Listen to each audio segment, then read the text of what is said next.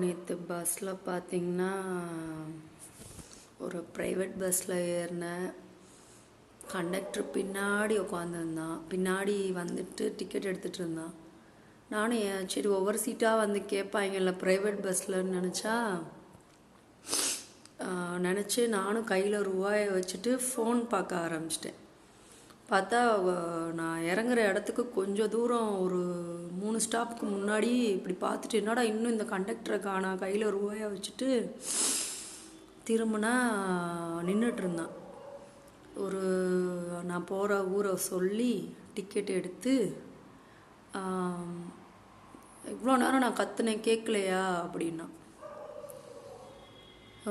கடவுளே, ஒரு 20 ரூபாய்க்கு இவ்வளோ பேச்சு வாங்கணும்னு அவசியம் இல்லை. கையில் ரூபாயை வச்சுட்டு ஃபோன் கழுத இந்த ஃபோன்னால் அசிங்கப்பட்டு போனேங்க. இனிமேல் நீங்கள் ஏதாவது ஒரு இதில் ஒரு பக்கத்தில் இருந்த பொம்பளை நான் சொன்னேன், தம்பி கையில் காசுலாம் எடுத்து வச்சுட்டேன், நான் என்னடா இன்னும் வரலேன்னு தான் திரும்பி பார்த்து இப்போ நான் உங்கள்கிட்ட டிக்கெட் எடுக்கிறேன், நான் கூப்பிட்டுட்டே இருந்தேன் அப்படின்னா. அதில் முன்னாடி வேறு அவ்வளோ சவுண்டை வேறு வச்சுக்கிறானுங்க. இப்போ ப்ரைவேட் பஸ்ஸில் ஒன்றுமே சத்தியமாக கேட்கலங்க.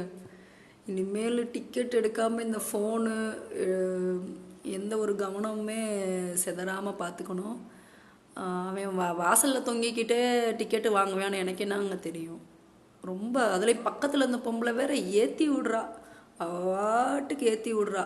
அவன் எவ்வளோ தடவை கத்துனியான்னு, டே ஏன்டா 20 ரூபாய்க்கு பேசுனீங்க, ஆளுக்கு ஒரு 100 ரூபா கூட வாங்கிக்கோங்கடா, ரொம்ப பேசுனீங்கன்ற மாதிரி இருந்துச்சு. ஒரு முறைச்சேன், அது வேற ஊராக போச்சு. வடிவேல் காமெடி மாதிரி அவன் வாட்டுக்கு என்ன முறைக்கிற அப்படின்னா கண்டக்டர். இதே என் ஊராக இருந்தால் கிளின்னு கிழிச்சு விட்ருப்பேன். மதுரையில் இருந்தால் என்ன பண்ண, வடிவேல் காமெடி மாதிரி டே சூனாப்பானா உசுரை காப்பாற்றி கொடான்ற மாதிரி வந்தேன். அந்த பொம்பளை இன்னும் நிப்பாட்டவே இல்லை, பேசிக்கிட்டே இருந்தா. என்னங்கக்கா அப்படின்னா வந்து அப்புறம் நிப்பாட்டினா. இன்னும் ஒன்றும் இல்லைப்பா அப்படின்னு. முடியலங்க, அழுதுருவேன் போல். கடைசி வடிவேல் காமெடி மாதிரி நீ அமைதியாக வர வேண்டியதாக போச்சு. வரட்டும் அந்த கண்டக்டர் மதுரை சைடு. அப்பா இல்லை, அவன் பேசுகிறதுக்கு எவன்கிட்டையாவது நல்லா வாங்கி கட்டுவான். அப்போ தான் எனக்கு சந்தோஷமாகும். இனி அந்த பஸ்லேயே ஏறக்கூடாதுன்னு நினச்சேன். அப்போ அந்த பஸ்லேயே ஏறக்கூடாது.